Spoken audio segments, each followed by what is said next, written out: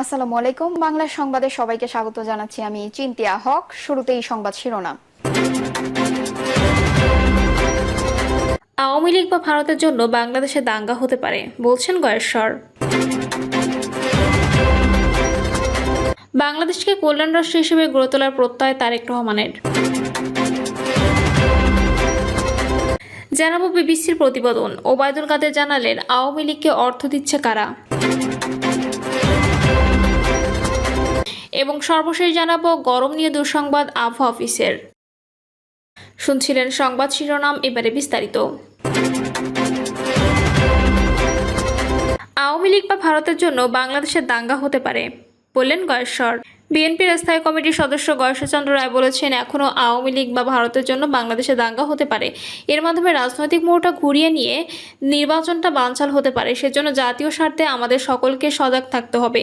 গয়েশ্বরচন্দ্র রায় দেশের হিন্দু সনাতনী জনগোষ্ঠীকে উদ্দেশ্য করে বলেন, আপনারা একত্রিত থাকেন।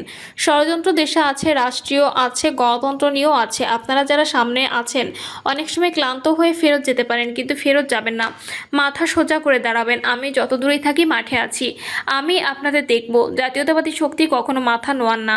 তিনি বলেন, আওয়ামী লীগ কী দল এটা নিয়ে বেশি পড়াশোনা করার দরকার নেই, কারণ আওয়ামী লীগের যিনি প্রধান ছিলেন তার নাম শেখ মুজিবুর রহমান। হিন্দু শব্দটি তিনি উচ্চারণ করতে পারতেন না, আদর করে তিনি মালাউন বলতেন। তিনি আরও বলেন, আমি বলবো বাংলাদেশে মুসলমান নয়, হিন্দুরাই হিন্দুদের শত্রু, হিন্দুরাই হিন্দুদের ক্ষতি করে। এই এক ভাই চাই তিন ভাইয়ের জায়গা লিখে দিয়ে পড়লো একটা ঝামেলায়। আমি মানবিক মূল্যবোধে বিশ্বাস করি, হিন্দু মুসলিমের ব্যবধান বুঝি না। আমি খারাপ লোক ভালো লোকের ব্যবধান বুঝি, আমি সৎ লোক এবং প্রতারকের ব্যবধান বুঝি। কোনো ধর্মই নিশ্চয়তা দিতে পারবে না যে সেই ধর্মে জন্ম নেওয়া যে ভালো লোক, অর্থাৎ ভালো আর মন্দ এই জিনিসটাকে আমি যাচাই করি। আমি সাম্প্রদায়িকতা পছন্দ করি না, আমি সাম্প্রদায়িক জীবনযাপন পছন্দ করি না। হিন্দু মুসলমান সব এক, কারণ ছুরি দিয়ে আঘাত করলে দেখা যাবে আমাদের সবার রক্ত লাল, কারো রক্ত আলাদা নয়। অনুষ্ঠানে বিএনপি সিনিয়র যুগ্ম মহাসচিব রুহুল কবির রিজভী বলেন, শেখ হাসিনা নিজেকে সামাল দিতে পারছেন না, পার্শ্ববর্তী দেশে বসে যখন তখন উল্টোপাল্টা কথা বলছেন।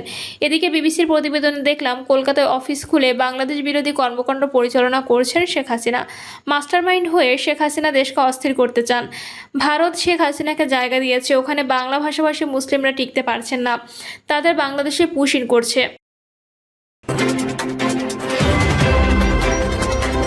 বাংলাদেশকে কল্যাণ রাষ্ট্র হিসেবে গড়ে তোলার প্রত্যয় তারেক রহমানের। আসন্ন নির্বাচনের মধ্য দিয়ে জনগণের রায়ে বাংলাদেশকে একটি গণতান্ত্রিক কল্যাণ রাষ্ট্র হিসেবে গড়ে তোলার প্রত্যয় ব্যক্ত করেছে বিএনপির ভারপ্রাপ্ত চেয়ারম্যান তারেক রহমান।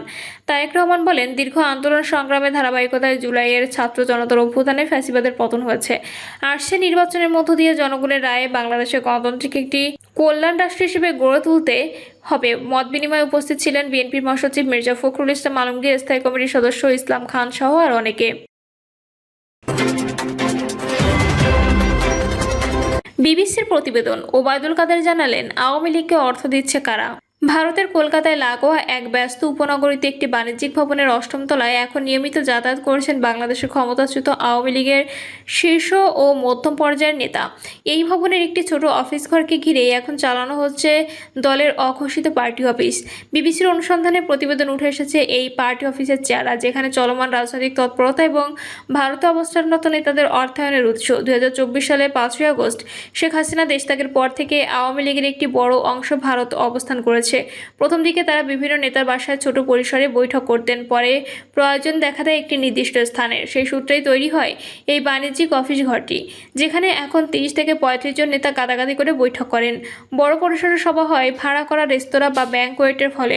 তবে এই অফিসের কোনো বাহ্যিক পরিচয় নেই, না কোনো সাইনবোর্ড, না শেখ হাসিনা বা বঙ্গবন্ধুর ছবি, সবাই রাখা হয়েছে গোপনে।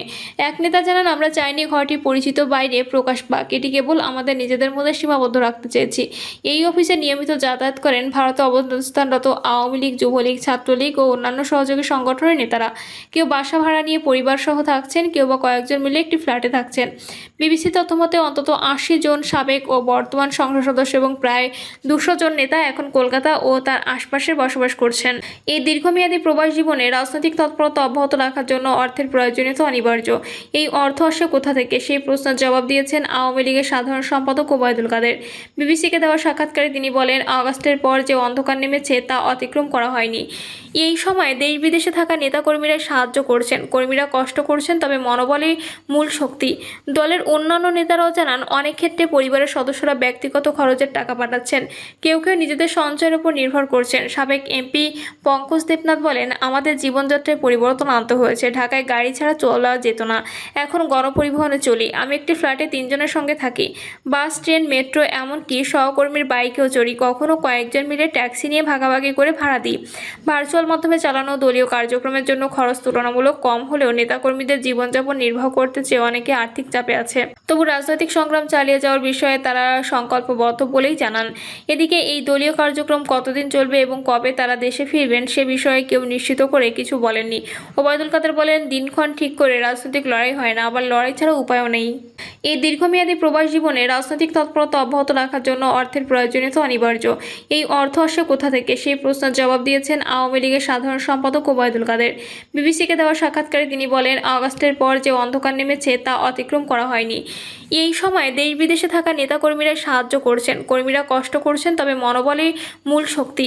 দলের অন্যান্য নেতারাও জানান, অনেক ক্ষেত্রে পরিবারের সদস্যরা ব্যক্তিগত খরচের টাকা পাঠাচ্ছেন, কেউ কেউ নিজেদের সঞ্চয়ের উপর নির্ভর করছেন। সাবেক এমপি পঙ্কজ দেবনাথ বলেন, আমাদের জীবনযাত্রায় পরিবর্তন আনতে হয়েছে। ঢাকায় গাড়ি ছাড়া চলা যেত না, এখন গণপরিবহনে চলি। আমি একটি ফ্ল্যাটে 3 জনের সঙ্গে থাকি, বাস, ট্রেন, মেট্রো, এমনকি সহকর্মীর বাইকেও চড়ি। কখনো কয়েকজন মিলে ট্যাক্সি নিয়ে ভাগাভাগি করে ভাড়া দিই।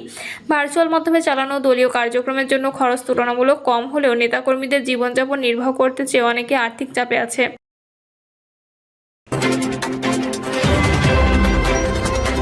গরম নিয়ে দুঃসংবাদ আবহাওয়া অফিসের। আবহাওয়া অফিস জানিয়েছে, মৌসুমি বায়ুর প্রভাবে সারা দেশে টানা বৃষ্টি হচ্ছে। আগামীকাল শনিবার থেকে বৃষ্টির প্রবণতা অনেকটা কমতে পারে, ফলে শনিবার থেকে ভ্যাপসা গরম বাড়বে। প্রতিষ্ঠানটি আরও বলেছে, রাজধানীতে আগামী 3 থেকে 4 দিন বৃষ্টির সম্ভাবনা কম। এই আবহাওয়াবিদ আরও বলেন, ঢাকায় আবার 12ই আগস্টের পর বৃষ্টি বাড়তে পারে। এর আগে ভারী বৃষ্টি ও না হলে ভ্যাপসা গরম অব্যাহত থাকবে। আবহাওয়া অফিস জানিয়েছে, শুক্রবার সন্ধ্যা থেকে পরবর্তী 24 ঘন্টায় রংপুর, ময়মনসিংহ, সিলেট বিভাগের অনেক জায়গায় এবং রাজশাহী, ঢাকা, খুলনা, বরিশাল ও চট্টগ্রাম বিভাগের কিছু কিছু জায়গায় অস্থায়ীভাবে দমকা হাওয়া সহ হালকা থেকে মাঝারি ধরনের বৃষ্টি অথবা বজ্রসহ বৃষ্টি হতে পারে। সেই সঙ্গে সারা দেশের কোথাও মাঝারি ধরনের ভারী থেকে ভারী বর্ষণ হতে পারে। এ সময় সারা দেশে দিনের এবং রাতের তাপমাত্রা সামান্য বাড়তে পারে। সৈয়দপুরে শুক্রবার দেশের সর্বোচ্চ 33 ডিগ্রি সেলসিয়াস তাপমাত্রা রেকর্ড করা হয়েছে। গতকাল সন্ধ্যা থেকে আজ পর্যন্ত 6টা পর্যন্ত সর্বোচ্চ 143 মিলিমিটার বৃষ্টি হয়েছে সন্দ্বীপে। প্রিয় দর্শক, এই ছিল এখনকার সর্বশেষ সংবাদ। আপডেট সব সংবাদ পেতে চ্যানেলটি সাবস্ক্রাইব করে বেল আইকনটি ক্লিক করে রাখুন।